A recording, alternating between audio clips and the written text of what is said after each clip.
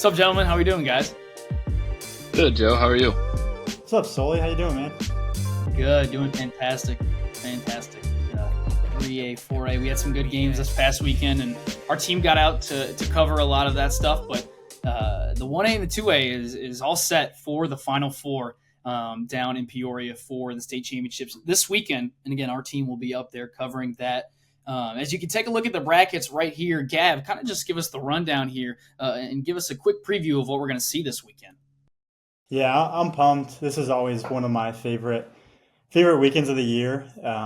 1 and 2A baseball. It's fun. It's interesting. It's always something pops up that we haven't seen before that we don't know much about. But looking at Ottawa Marquette, we've talked about them quite a bit. They're always talented. They've made it here quite a bit. They've kind of gotten far into the playoffs quite a bit.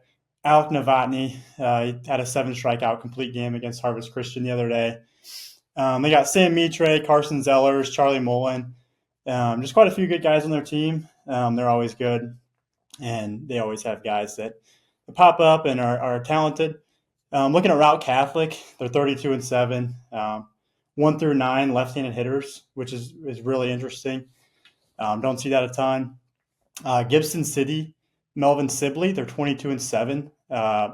Beat some good teams this year in Eureka and Tremont, and they had a close game with Monticello, losing 4-1, who we've seen this year, or I've seen quite a few times this year, and Monticello is talented. So keeping it close with them is impressive, and they're making it to state here in 1A. And they've got, Ty Cribbett, Braden Elliott, a couple good names to know there, and it'll be exciting to see them and see how they perform at state this weekend. And then Altamont, they're 30-9. It's the first time ever making it to state. They made it. They won their super sectional game on a bases loaded walk to walk it off, and I believe the game was 7-6. But the 1A field, it's going to be good. It's going to be interesting, and I think the thing that excites me most about these 1A teams is we don't get a ton of looks at them throughout the year, but when we see them at state, there's usually guys that pop up and become names to know, some uncommitted guys for college coaches to watch for, and I think that's always interesting. I love it. I love seeing guys like that pop up that maybe we don't have a ton on, and we haven't seen it at an event or we haven't seen it in games, so it's always intriguing. Yeah, I agree, Gavin. And just looking at the 1A teams here, Ottawa Marquette is no stranger to the state finals. They're gonna be an experienced group that, looking at the record, looking across all the teams coming, I would think that they're going to have the target on their back as the team to beat. And, a team that will be shooting for them is Route Catholic. And I know Diego just got to look at Route Catholic. You mentioned how, for a 1A team to have their lineup feature nothing but left-handed hitters, I found extremely interesting. But Diego, anything else that you had on Route Catholic in your quick look? I know they had a big win on Monday. Yeah, not even a 1A team, any team. I've never seen an entire high school lineup of left-handed hitters. It was, honestly, it blew me away. But they took Father McGivney to extra innings, scored 3 runs in the top of the 8th. Jace Laudeman, uncommitted left-handed hitter, was at our Southern Illinois preseason ID down at the Sports Barn this past February. Father McGivney had a runner on third base with 2 outs in the bottom of the 7th, and it was a barreled line drive to left field that I thought for sure was a walk-off single. And Jace was playing left, makes a diving catch, saves the game, forces extra innings, comes up that same frame, bangs a triple into the right center gap to give them the lead. They play hard. They'll bunt. They'll run. They're a bunch of athletes. They had a sophomore, Bryson Mossman, playing center field. Great body, 6'2", 160, left-handed bat, like their whole lineup. He took a 72-mile-an-hour breaking ball left over the right field fence for a home run in the 6th to tie the game 1-1. So they made it to a super sectional last year. Now they're here at state, 30-plus win season. That should be an awesome matchup between Ottawa Marquette and Jacksonville Route. My guess is they'll throw Brady Turner, who's a crafty left-handed pitcher with a great body that can really spin a breaking ball. So it'll be a great look to see him. Yeah, and I actually think for Marquette, just from looking at box scores, I could see it being Novotny for Marquette throwing in that game, or Carson Zellers, who I know has had a lot of success this year. But Novotny is one of our. I don't think I mentioned it earlier, but he's ranked in the 2026 class for us. Good shortstop, good right-handed pitcher. So a couple names to know there. So Only a sophomore too. Yeah. And I would almost bet that he does throw because Carson Zellers threw yesterday for them. So yeah, and then I guess looking at 2A now. Again, I think looking at 2A, there's going to be a lot of prospects in this. For me, I mean, obviously a name that stands out just quickly is Brendan Tunnick. I mean, he was here last year in 1A. Newman Central Catholic got, I believe, fourth. Correct me if I'm wrong. They got fourth in state last year. They bumped up to 2A this year, and they're back. And so Tunnick, Notre Dame commit. He was a Super 60 participant. Really talented hitter. He hit 493 on the year, had 7 home runs, 2 triples, 4 doubles, 25 RBIs, 48 runs scored, and then 33 walks to 8 strikeouts.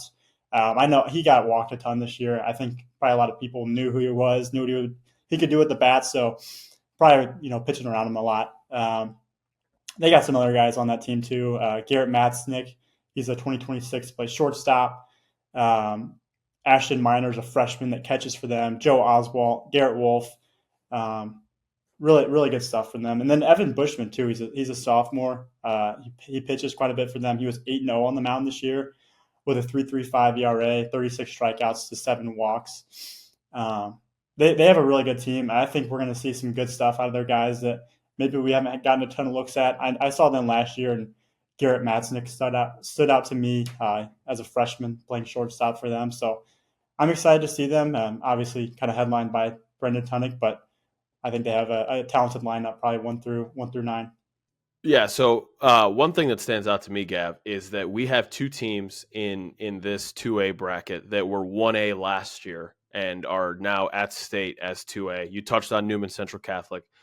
You have Effingham St. Anthony, the Bulldogs down there. I saw them twice this year. They were 1A last year. They lost to Goreville 6-5 in the Super Sectional. Goreville made it to state last year. And now they're here, making it 2A. Brock Fearday leads the way for them.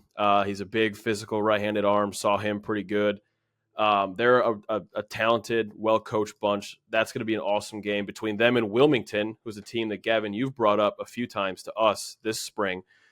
I believe, correct me if I'm wrong, their only loss on the year was an 8-5 loss to Joliet West, who we had as high as number 5 on our Power 25, if that's correct. Like, they have a ton of good players. Gav, I'll let you touch on them here in a second. But then, kind of rounding out this field, you have Maroa Forsyth, who may have had the toughest road to get here of any of these 2A teams, not to discredit what these other programs did, but they beat Normal U High in the regional championship game, and then they took down in their sectional St. Joe Ogden, who we had in the Power 25 and is perennially a very competitive 2A program, and Monticello, who we also had in the Power 25 and pretty highly regarded within the Power 25 before they beat Litchfield yesterday in the Super Sectional. So that's a team that has been there before. In 2022, we took them in the state finals here in Peoria. That's a program that's always competitive. There's a lot of pedigree back there. So this is an awesome field in terms of the teams are really good. The matchups are going to be awesome. And there's prospects kind of scattered throughout. Yeah, and like you were talking about with Wilmington, 27-1. I mean, that's really impressive. And again, like you said, only lost to Joliet West. But looking through their stats on Max Preps, I mean, Zach Oland is a 2026. He's kind of leading the way, it looks like, offensively. He's hitting 424, 9 home runs, 10 doubles, 46 RBIs, and 28 runs scored. And then Lucas Rink is a 2025. He's hitting 390 with 3 home runs, 2 triples, 10 doubles, and 25 RBIs. Sorry. And then on the mound, he's 9-1 with a 0.5 ERA. And then really impressive here, 96 strikeouts to only 4 walks. So I think he's going to be one to kind of watch for in this state playoffs on the mound. And then Kyle Farrell is another 2025 for them. He's 9-0, has a 1.21 ERA, 94 strikeouts, 25 walks.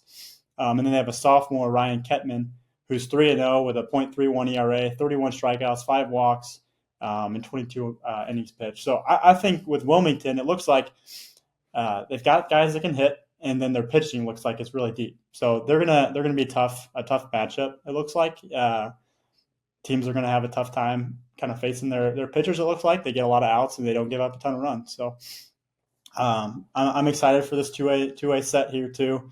And we're heading down to Peoria on Friday and Saturday. Deegs, myself, and Joe Soley will all be down there. So I'm excited. I always get pumped up for this 1A, 2A weekend. And I know we're going to see a ton of good stuff. So I'm pumped for it. Yeah, and it all goes down at Dozer Park this weekend, which we will have full game coverage of the semifinals and the championship games for 1A and 2A. And these past few weeks have been the beginning of the 3A and 4A state playoffs. You take a look at kind of all around the state. You've had some really good games, some upsets, as well as some big comebacks. And we'll start in the 3A, some of the regional games that we kind of got a glimpse of. You take a look at just the Chicago Catholic Blue League. And Drew, this is a league that when you talk about Chicago baseball, I mean, this is the teams all across the board just beat up on each other in the regular season. We've talked about it on this podcast before. And to go into the postseason and just dominate like they did so far this season, it's something that you just can't help but acknowledge. Yeah, Joe, I know you're pointing out the Chicago Catholic League here, and I just looking through the whole week's action, and then after Saturday, determining some of these regional champions. There were a couple just overarching nuggets that stood out to me, and they were conference wise, like Chicago Catholic League Blue. We talk about it a lot on this podcast throughout the season because a lot of what we do is with the Power 25 and ranking these teams and trying to figure out strength of schedule and how do you look at St. Rita, who we had in our Power 25 with 12 losses, and you've got teams that we just talked through that are making 1A, 2A state that are 29-2, so on and so forth. And a lot of it comes down to just how good is the conference, how good is the competition. And you mentioned Chicago Catholic League Blue. They beat up on each other throughout the regular season, but you go back and you look now at all of the regional champions in 3A and 4A. 7 of the 8 teams in the CCL Blue won a regional championship. And outside of the Chicago Catholic League Blue, outside of the CCL Blue, one conference that really stands out to me too, and we've talked about them a lot this spring on the podcast, is the Fox Valley Conference. That conference seemed loaded top to bottom. There were not a lot of easy matchups, and 7 of the 10 teams in that conference won a regional title. Looking at McHenry, Crystal Lake South. I know Crystal Lake Central won a 3A regional. It was their first one in a long time. Hampshire won a regional. Cary Grove, Huntley, Burlington Central. So there's a lot of teams we're going to get into here. There's a lot of matchups we're going to talk about, things to look forward to. But to me, that's really impressive. Those teams and those conferences showing out like that. And I feel like it deserves a mention. It probably wasn't even possible in certain regionals for conferences to, have 7 of 8 teams win a regional title because a lot of those teams end up playing each other in the regional and they would knock each other out. But regardless, really impressive the way I look at it. So, outside of that, looking at some 3A stuff, there was definitely some interesting matchups here to dig into.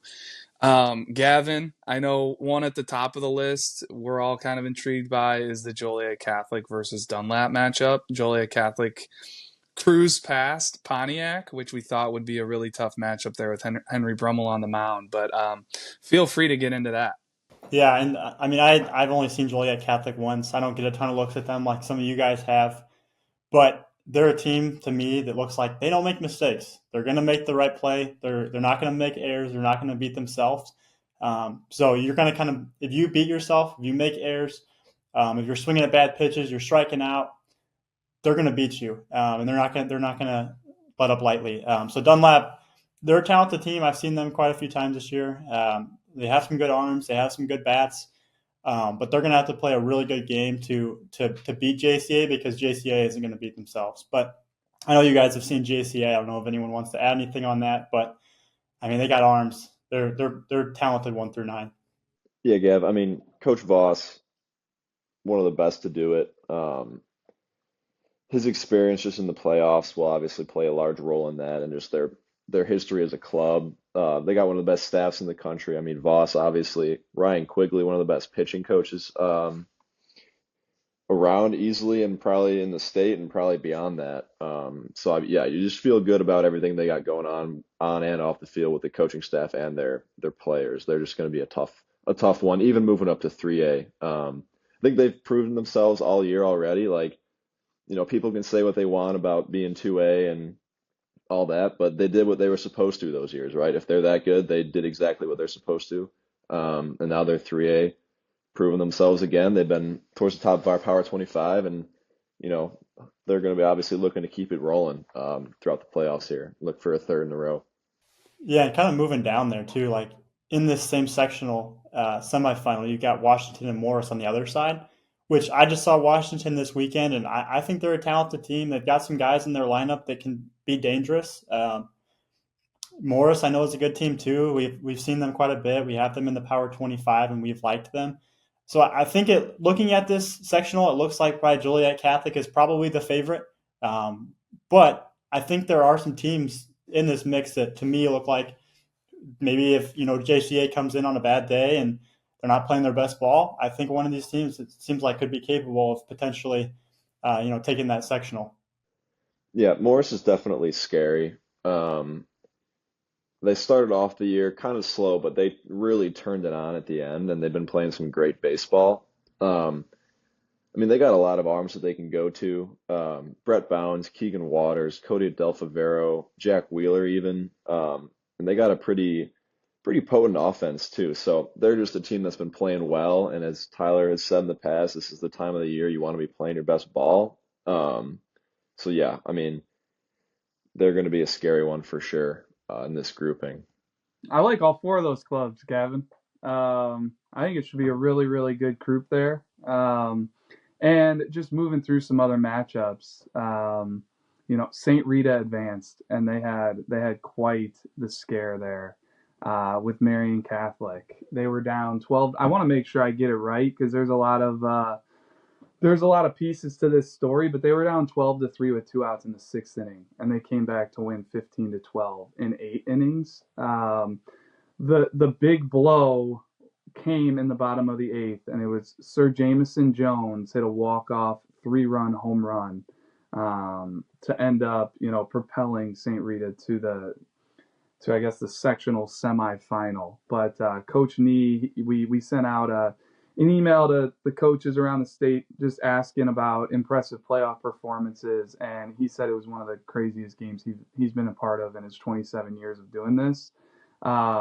So unfortunately, that was not a game that we were able to take in ourselves. But some other nuggets from that game: Baker Shellhammer, who they welcomed back off of injury here towards the end of the season, he went 2 for 5 with a double, home run, and 5 RBIs in that game. And then Sir Jamison went 2 for 5 with 4 RBIs in that home run that I mentioned. But one of those, just one of those Chicago Catholic League teams that took down a regional title there, and I feel like that's worth mentioning.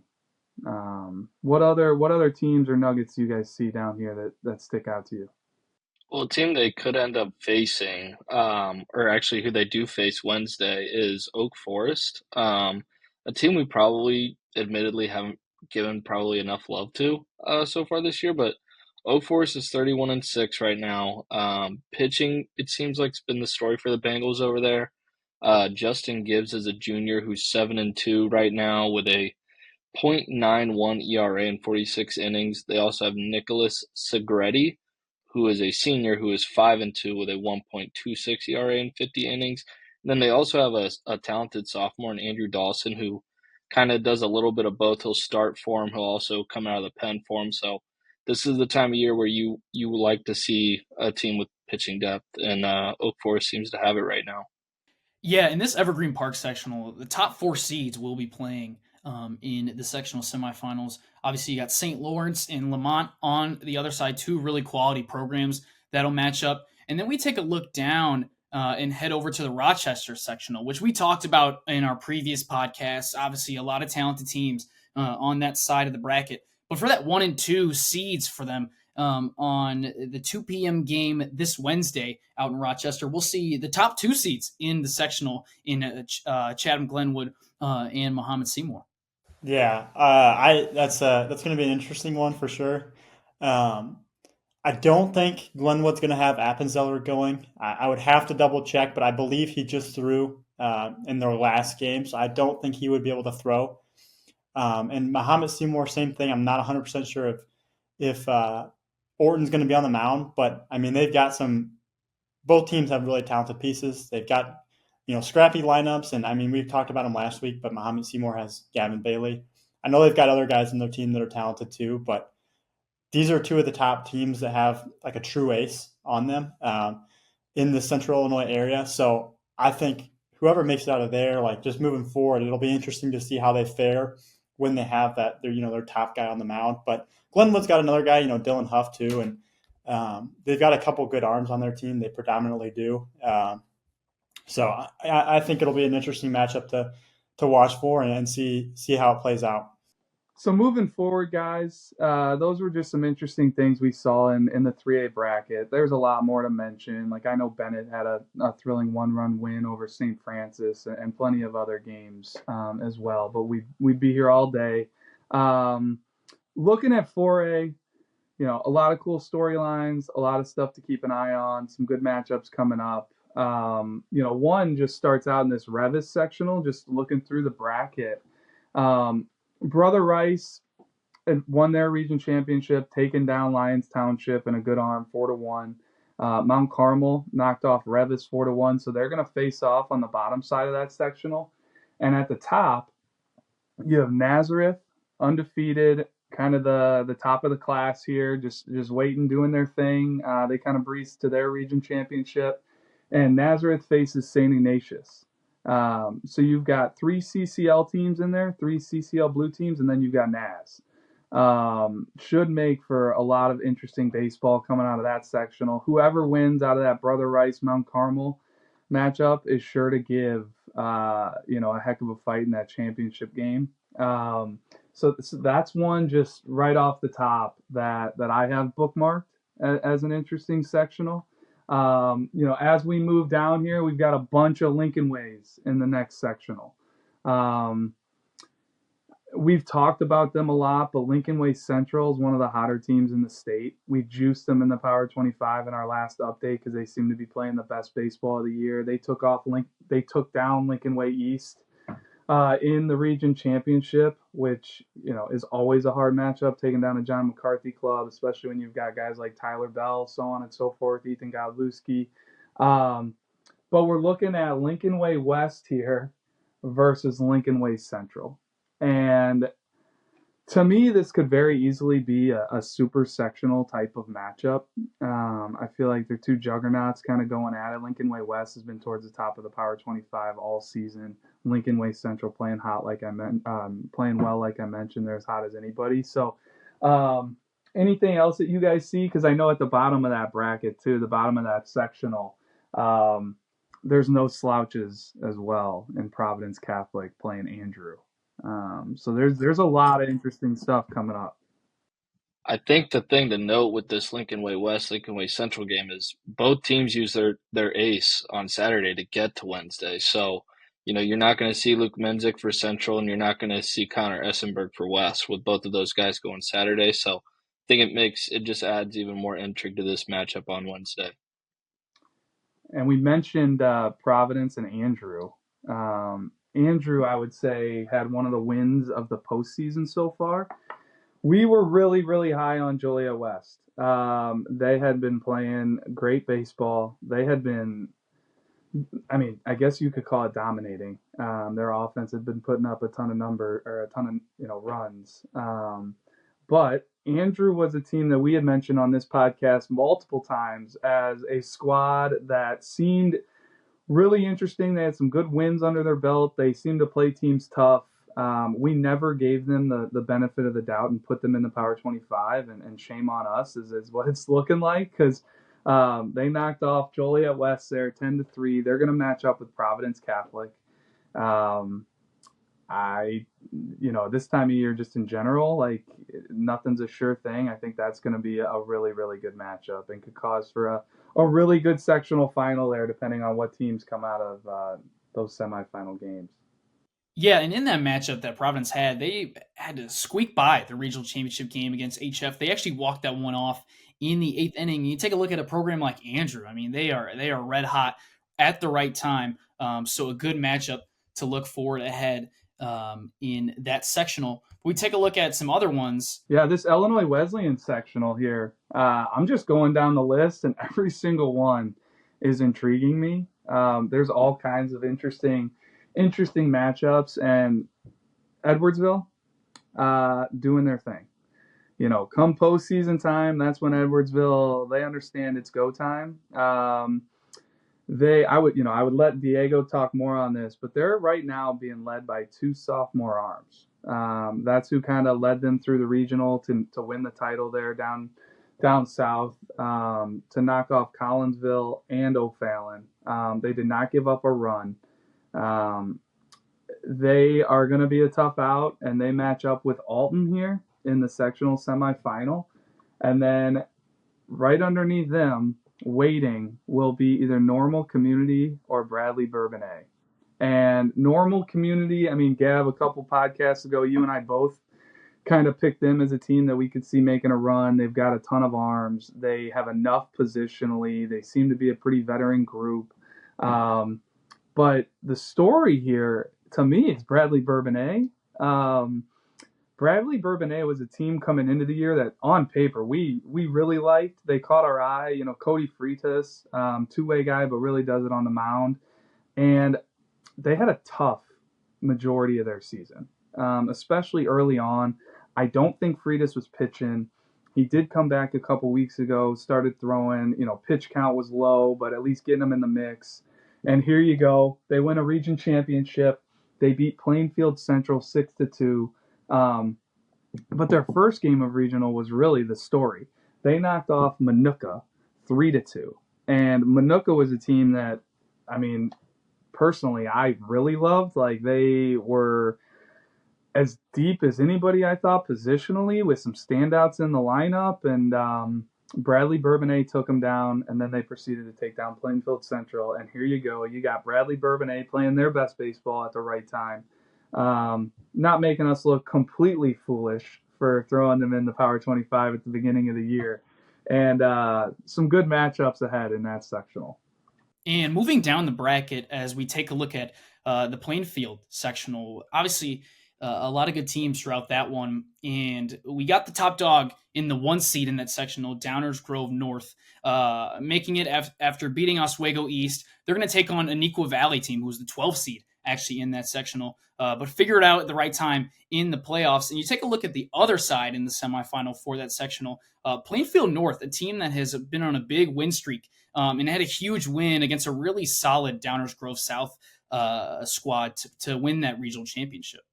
First off, with Plainfield North is every year they seem to be good. And I say that they seem to at least be competitive. And I want to make sure I get it right here. I've got some notes written down. I'm also looking through the brackets. But digging through some of the numbers, 12 out of the last 13 years under head coach John Darlington, they have won a regional. So you might as well just mark it down at the beginning of the year. Because I know this year they would probably say it was an average year for them. But come postseason time, they know how to get it done. Coach Darlington always has his guys playing good baseball in the state playoffs, and they're ready to go once again. And they're matching up against the 2 seed Waubonsie Valley, who Waubonsie Valley we have not seen, and I don't know if we've seen Plainfield North either. So those are 2 teams that just from an eye test we haven't gotten to calibrate them yet. But looking through Waubonsie Valley, they're interesting to me because of a couple guys. Shane Torres and Cole Ruggieri. They have a bunch of other guys on their roster, I know that, but those guys stand out to me because they're 2 freshmen, and they're playing a role on this team. Shane Torres has been catching for the majority of the year from what I've seen, and then Cole Ruggieri, started throwing on varsity more towards like the middle of the year, but looks to be one of their best arms. And he'll be one to just follow, not only in this postseason, but throughout his high school career. He's extremely talented, live arm freshman. And you mentioned Downers Grove North. They're doing their thing. They won 8-5 over Oswego East. They're going to match up against Neuqua Valley. And Neuqua Valley is one of those teams as well to me. No matter what they do in the regular season, James Thornton over there, the head coach, ever since he's taken over that program, I love the way that they played before. And I love the way that he's kind of transitioned the program after taking it probably, gosh, I want to say 5 years ago now, since he's been the head coach, and they're just tough out. They're going to be well coached. They're going to play good defense. They're going to do the little things, and that's what it takes in the postseason. So it's going to be a tough matchup for Downers Grove North, and that's an intriguing sectional to me because there's some unknowns there from where we sit with our staff. But Downers Grove North, just from what we've seen on paper, they look like they'll be the team to beat, and that's why they have the 1 seed. You take a look at this McHenry and Hampshire sectional with the 1 and 2 seed on that Hampshire sectional. 2 really good arms potentially that could throw in a really big matchup there. McHenry, Hampshire. I'll touch more on Hampshire later. I actually got to see them beat Hononegah Saturday, 3-1. But Fox Valley matchup, so there's already a ton of familiarity between both of these squads. But yeah, you might see Brandon Shannon throw. He did start Saturday, but only threw 56 pitches. So by rule, he is able to start again Wednesdays. And then for Hampshire, you got potentially Anthony Karbowski, a talented lefty going to Louisville. So an all-around good matchup you're going to see Wednesday in that particular game. Yeah, this is a Fox Valley heavy sectional here with 3 of the 4 teams remaining coming out of the Fox Valley. You got Huntley, that third one playing Barrington down at the bottom of that sectional. Huntley was the number 1 seed down there. Barrington was the number 3 seed. They just knocked off Jacobs 12-3, which made quite the statement to me, as Barrington just being a team that we need to see. We need to get our eyes on them. They've got some players like Julian Ashley Friedman, Bryce Koch, talented arm there, senior. Julian Ashley Friedman's an uncommitted junior infielder. And Huntley, another really, really successful regular season for them. I think they're itching to make a long run in the postseason. Because over the last couple of years, they've kind of been that favorite in their sectional and haven't been able to get the job done and get to state. And I know, not only themselves, but staff members like Diego Solares would love to see them to make a run here. But they've got it lined up. Huntley does.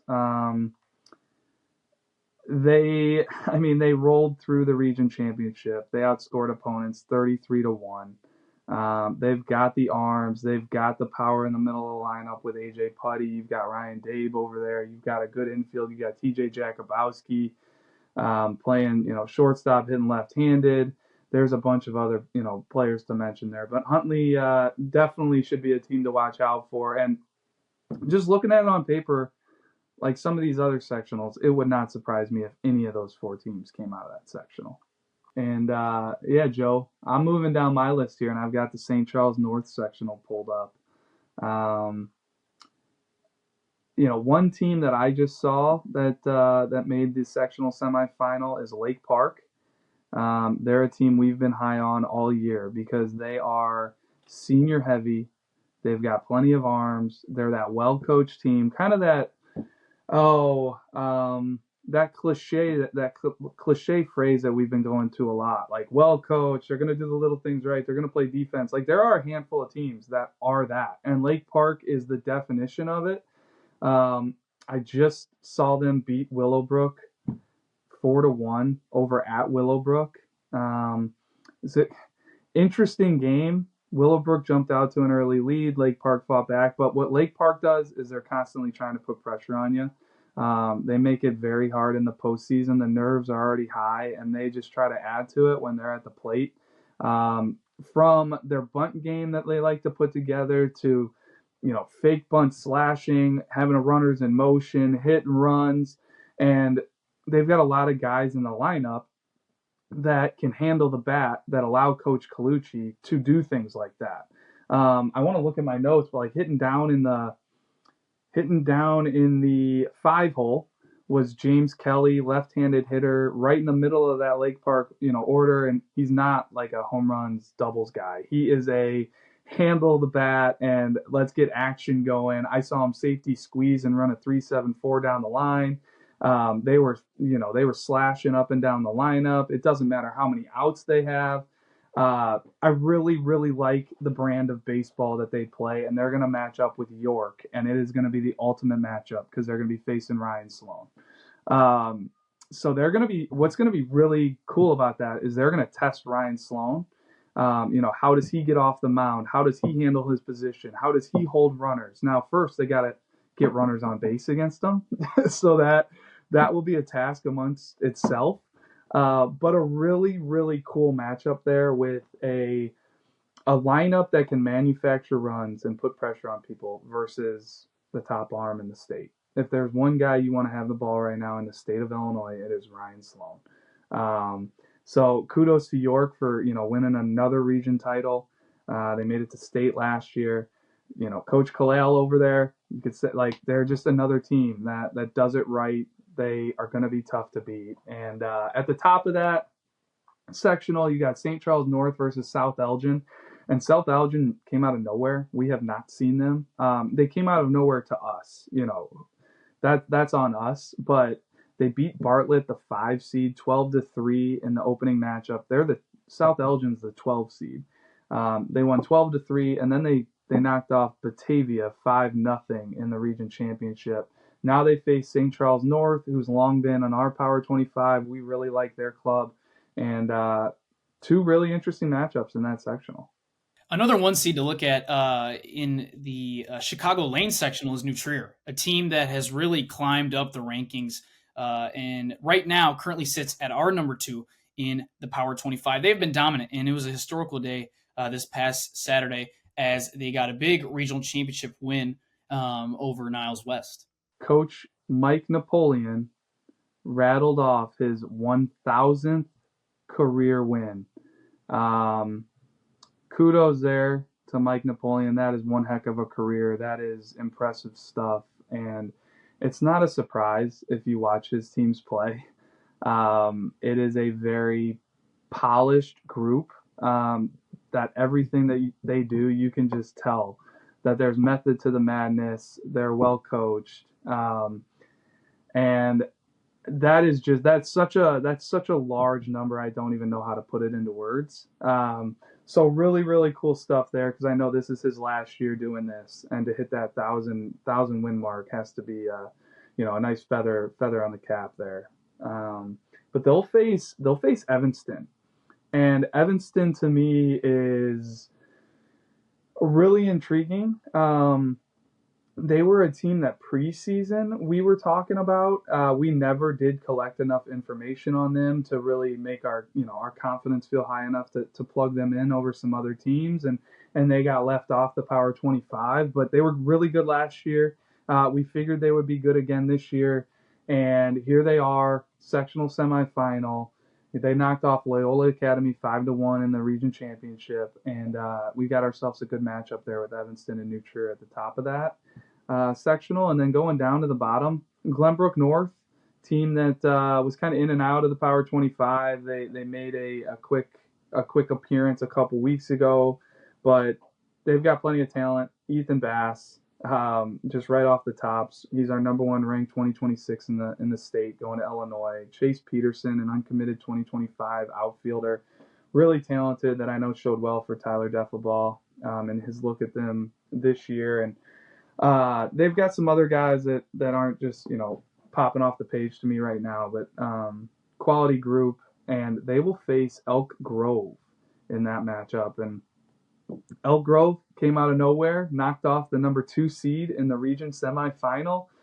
They were the 15 seed coming in, and they took down Lane Tech 7-6, and then they parlayed that into a 9-3 win over Maine South for a a surprising regional title, and I would guess they'd even say so with being the 15 seed coming in here. But they're making a run, and they're going to match up against Glenbrook North in that sectional semifinal. So I don't know if I missed anything there on any of those teams that anybody wants to parlay and piggyback off of me. No, I think you're good there, Drew. I'm just also looking at this IHSA brackets page here, and just looking at this last like Stevenson sectional. I mean, we've got Stevenson, who's been a rank a couple times in our Power 25. And then we've got Libertyville, who's been a rank throughout the year. And then Conant down there is a team that we have talked about potentially being a rank. So I think this is another talented sectional, and these Mount Prospect's also in here too. And I know you guys have kind of gotten a few looks at some of these teams in the sectional. Looking at this, it wouldn't surprise me if any of these teams came out of this sectional. It's all really even, I would say. You've got some really good arms in the mix. I mean, looking at the Libertyville Conant, just that matchup in general. Bryce Loger for Conant. I'm a huge fan of him. He's a high-level two-sport athlete, but I really like it on the mound. Conant also has Jake Parpet. They've got some other guys that have been doing it for him. I know Jacob Spignowitz. They really passed the eye test for me. And yeah, I mean, just up and down that lineup, they're very solid. They have some arms. Like, I really thought, even though they lost the game I saw against Bartlett, I was still a big fan of them, and it's no surprise at all to see them this deep. Yeah, Logan Gale, I think. He's a two-way guy for them, left-handed arm. Yeah, I saw him throw.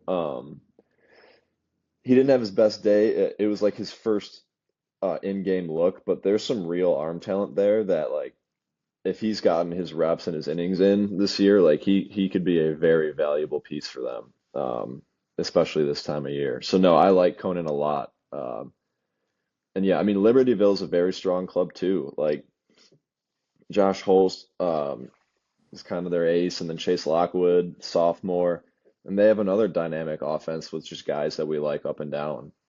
Quinn Shambo's in the mix there. There's like when I look at Libertyville, there's a nice mix of like some star power with some good role players. They've got some arms that come out of the pen for them too. I know they had Anthony Fry. They had the right-hander that you saw come out, a junior that I didn't know the name at the time. Ryan Andrews. Ryan Andrews. They're going to be pretty sound up the middle with their defense, with Cole Lockwood. Josh Holst does it, on the mound and with his left-handed bat. So intriguing stuff coming out of Libertyville. That should be a really good matchup, them against Conant. And then Stevenson Prospect, like we've talked about Stevenson a lot. They're interesting to me because they've got some mix of young, like a lot of young talent with some older talent, and we'll see, how those sophomores do, perform. Frank Costable's been doing it all year long on the mound and at the plate. Eunice Hamadeh has been really, really good for them on the mound. And then Prospect, we've got Lawton Joyce, right-handed arm that's really talented, Matthew Jackson, some other names for them. But just a good section. Yeah, no, we've definitely liked some of those prospect guys throughout the winter. We haven't seen them yet, but definitely intriguing. And then Stevenson, yeah, they were in and out of our Power 25, and they fell out the last week because they had a tough schedule. They ended up, I think, going 0-5 on the week, but like they played, I believe, almost all 5 were Power 25 teams or close to it. And so, like, they've played strong teams all year. They're prepared and they're all very young. So, like, no matter which way, no matter how it ends, if they make an even deeper run, like this is a win for them with how young they are to be this far already in the playoffs. Like that core that they have, that sophomore core, is going to have this experience, and they're going to keep growing and moving forward. So, no, but yeah, just this is a sectional that I like. All 4 teams are very strong, and I could see any 4 of them coming out really.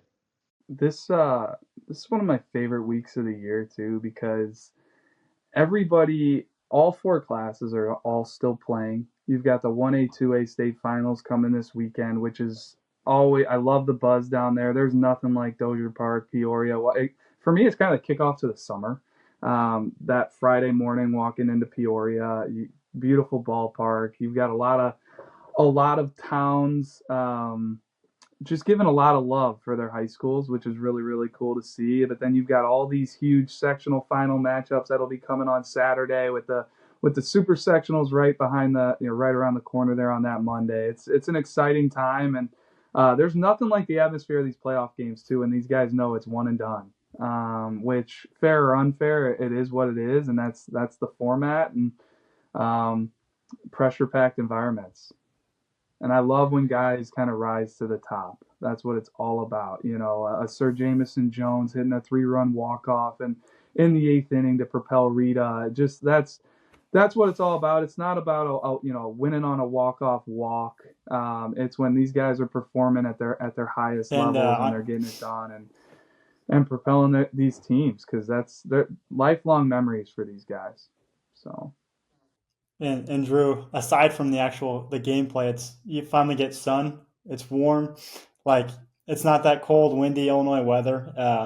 You leave the ballpark with the sunburn, so it's always, I love that part of it too. So it's the payoff for sitting through all those cold, dreary, miserable games that you guys bite the bullet for these guys and for the company, and to see these teams. And it's always a good feeling when you can sit down there in a night game and not have to worry about putting on 14 layers. So absolutely, Gavin. Awesome. Thank you so much, guys. That was awesome. And I appreciate all the coverage. Again, the help. It's been fantastic. And obviously, it's the best part of the year. And we got a big week ahead, a big, really 2 weeks for us. Tomorrow, we'll have a lot of coverage for those sectional semifinal games, 4, 3A, and 4A. So keep updated on that. And then this week, Dozer Park will be up there in Peoria for all the coverage on the state championship and the state semifinals for 1A and 2A, and we'll keep you updated on that. So make sure to follow our socials, and thank you so much for tuning in. Gentlemen, we'll see you next time. Appreciate the time. Thanks, Joe. Thanks, Joe. Thanks, guys.